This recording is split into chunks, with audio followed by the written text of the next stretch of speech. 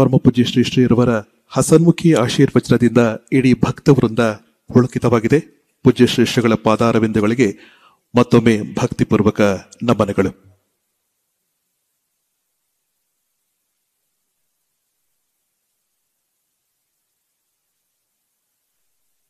ಇದೀಗ ಆಶ್ರಮದ ಪರಮ ಭಕ್ತರು, ಕೃಷ್ಣರಾಜ ಕ್ಷೇತ್ರದ ಜನಪ್ರಿಯ ಶಾಸಕರು ಆದ ಶ್ರೀವತ್ಸರ್ ಅವರಿಗೆ ಗೌರವ ಸಮರ್ಪಣೆ.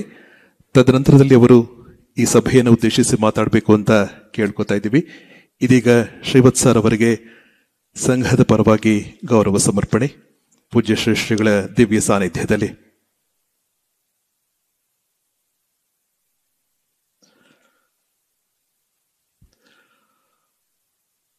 ಪೂಜ್ಯ ಶ್ರೇಷ್ಠಗಳ ಮಾರ್ಗದರ್ಶನದಿಂದ ಸನ್ಮಾನ್ಯ ಶ್ರೀ ಶ್ರೀವತ್ಸರ್ ಅವರು 10 ಹಲವು ಜನೋಪಯೋಗಿ ಕಾರ್ಯಕ್ರಮಗಳನ್ನು ಕೈಗೊಂಡು ಜನಾನುರಾಗಿ ಶಾಸಕರಾಗಿದ್ದಾರೆ.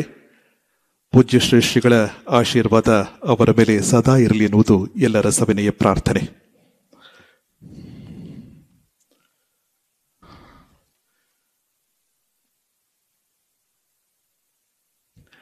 ಇದೀಗ ಅವರ ಒಂದೆರಡು ನುಡಿಗಳು.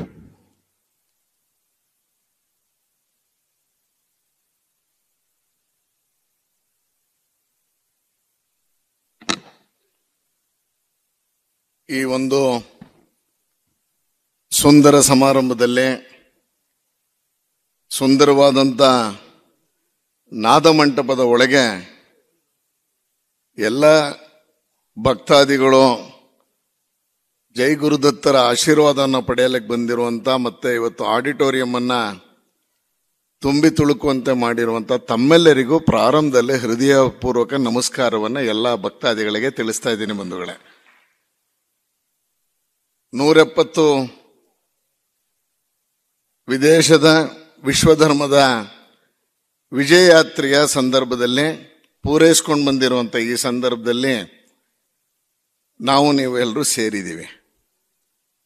ಎಲ್ಲ ಹಿರಿಯರು ಮಾತಾಡಿದ್ದಾರೆ. ವೇದಿಕೆ ಮೇಲೆ ಇವತ್ತು ಈ ಒಂದು ಕಾರ್ಯಕ್ರಮಕ್ಕೆ ನಮ್ಮ ಮಧ್ಯೆ ಇರುವಂಥ ಗಣಪತಿ ಶ್ರೀ ಹಿರಿಯ ಶ್ರೀಗಳ ಪಾದಾರವಿಂದಗಳಿಗೆ ನಮಸ್ಕಾರವನ್ನು ಮಾಡ್ತಾ, ಕಿರಿಯ ಶ್ರೀಗಳ ಪಾದಾರವಿಂದಗಳಿಗೆ ನಮಸ್ಕಾರವನ್ನು ಸಲ್ಲಿಸ್ತಾ, ವಿದ್ವಾಂಸರು ವಾಗ್ಮಿಗಳು ಆಗಿರುವಂಥ ಪಾವಗಡ ಪ್ರಕಾಶ್ ರಾಯರಿಗೆ ನಮಸ್ಕಾರವನ್ನು ತಿಳಿಸ್ತಾ, ವೇದಿಕೆ ಮೇಲೆ ಹಿರಿಯರಾದಂಥ ರವಿ ಹೆಗಡೆ ಸರ್ ಬಂದಿದ್ದಾರೆ. ಮೈಸೂರಿನ ಕಾಮಾಕ್ಷಿ ಆಸ್ಪತ್ರೆಯ ಮಹೇಶ್ ಶೆಣೆಯವರು ವೇದಿಕೆಯಲ್ಲಿದ್ದಾರೆ.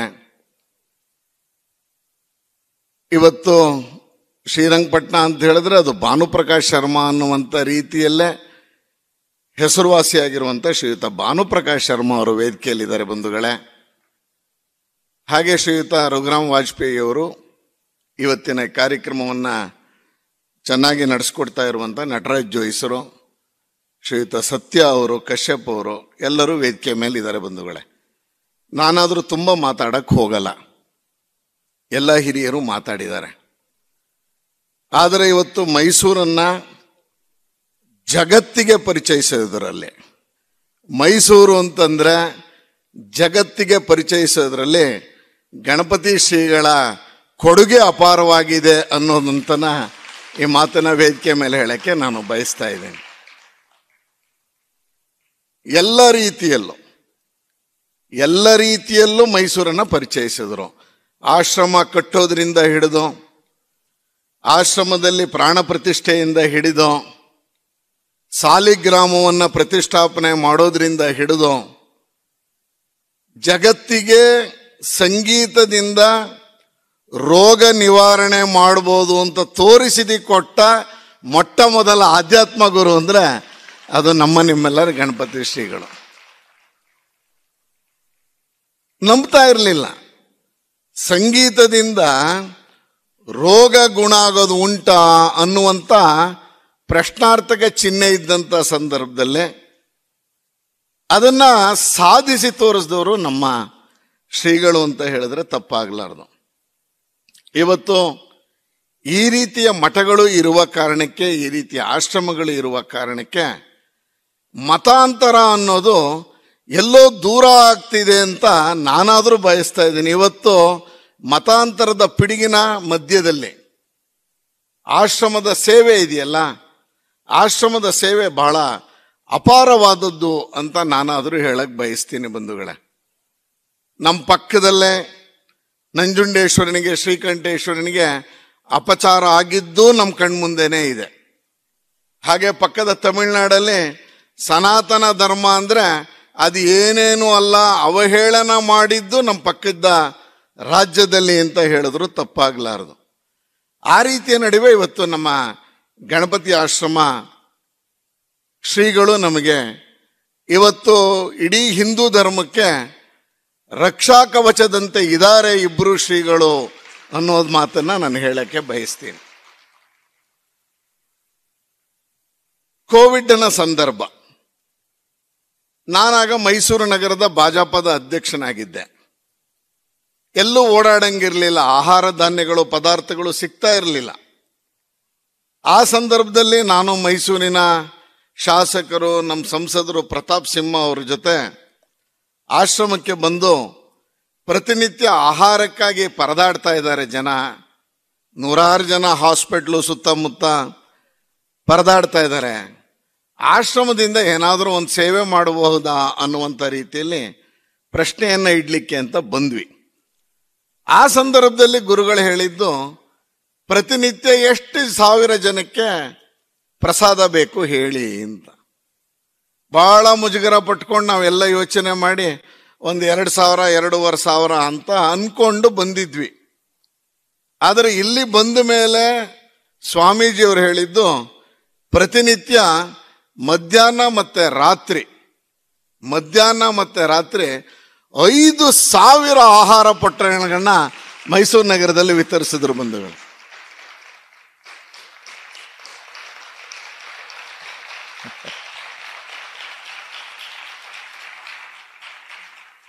ಐದು 5,000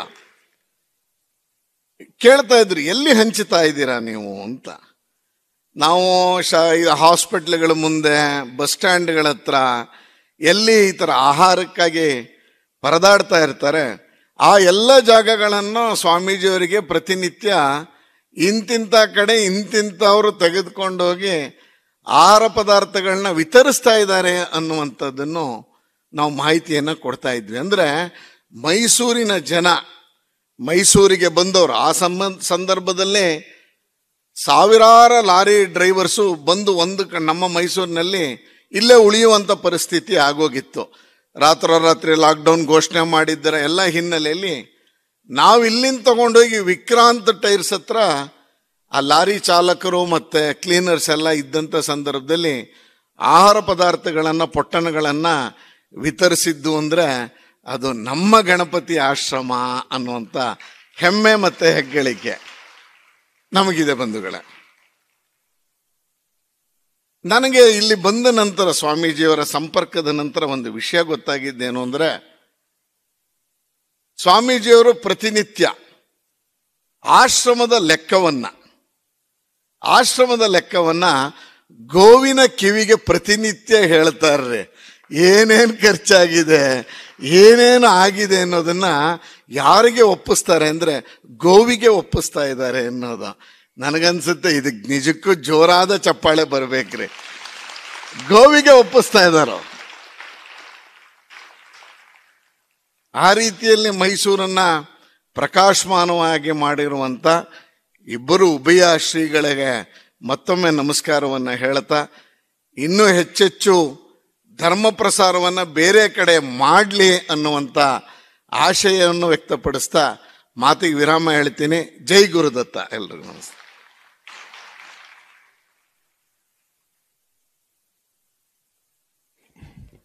ಹಲೋ. ಪರಮಪೂಜ್ಯ ಶ್ರೀಗಳ ಅನ್ನದಾನದ ಔದಾರ್ಯವನ್ನ ಗೌರವದಿಂದ ಸ್ಮರಿಸಿದ ಶಾಸಕರಾದ ಶ್ರೀವತ್ಸ ಅವರಿಗೆ ಧನ್ಯವಾದಗಳು. ಡಾಕ್ಟರ್ ಚಿದಂಬರ ಅವರಿಗೆ ಅಭಿಮಾನದ ಗೌರವವನ್ನು ಸಮರ್ಪಿಸುವ ಮುನ್ನ ಇದೀಗ ನಂಜನಗೂಡಿನ ಬ್ರಾಹ್ಮಣ ಸಭಾದ ಸದಾಶಿವಪ್ಪ ಅವರು ಪೂಜ್ಯ ಶ್ರೀಗಳಿಗೆ ಗೌರವ ವಂದನೆಯನ್ನು ಸಲ್ಲಿಸ್ತಾ ಇದ್ದಾರೆ. ಸದಾಶಿವಪ್ಪ ಅವರು ನಂಜನಗೂಡು ಬ್ರಾಹ್ಮಣ ಸಭಾ, ತದನಂತರದಲ್ಲಿ ಶ್ರೀರಂಗಪಟ್ಟಣದ ಕಾವೇರಿ ಶೇಷಾದ್ರಿಯವರು, ಇಬ್ಬರು ಹಿರಿಯರು.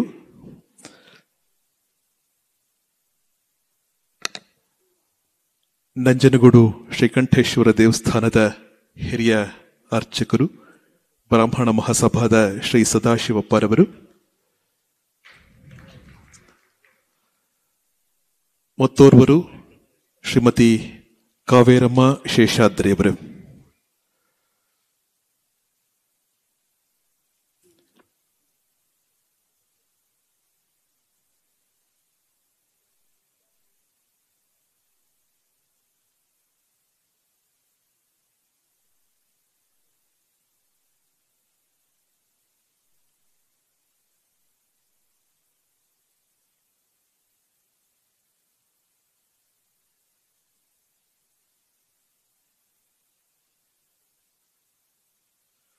ಪಾರಿಜಾತ ಟ್ರಸ್ಟ್ನ ಶ್ರೀಮತಿ ಉಷಾರವರು ಗೌರವ ಸಮರ್ಪಣೆಯನ್ನು ಮಾಡ್ತಾ ಇದ್ದಾರೆ.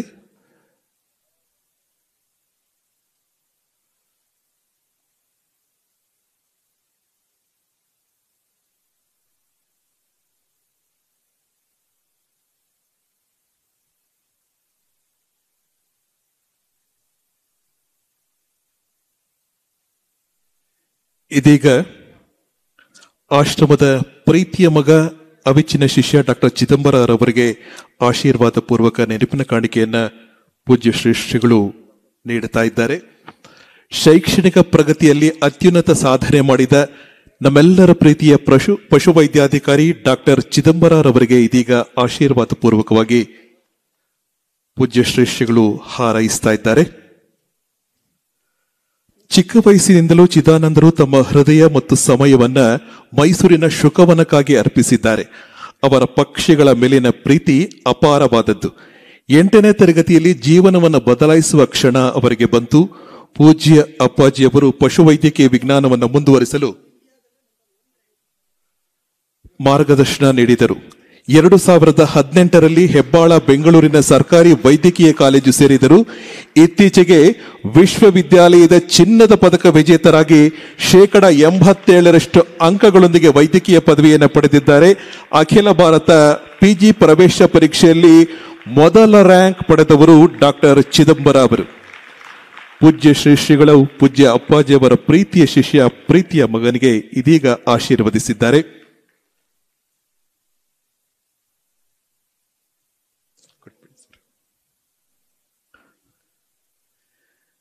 ದೀಕ್ಷಿತ್ ಪ್ರತಿಷ್ಠಾನದ ವತಿಯಿಂದ ಗೌರವ ಸಮರ್ಪಣೆ.